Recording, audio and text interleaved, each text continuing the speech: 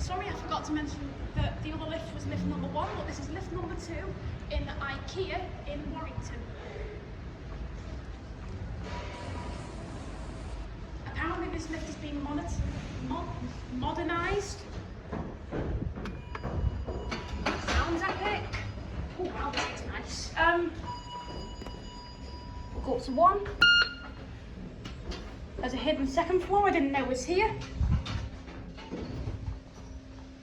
It's a Stannah lift, capacity 2,850 kilos, 13 people, built in 2018. I think it used to be either a Schindler or Otis 2000 lift, or Otis cargo.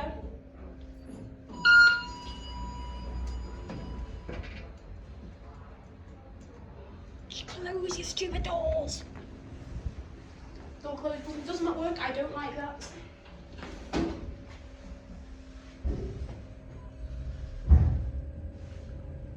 Nice Swedish scenery.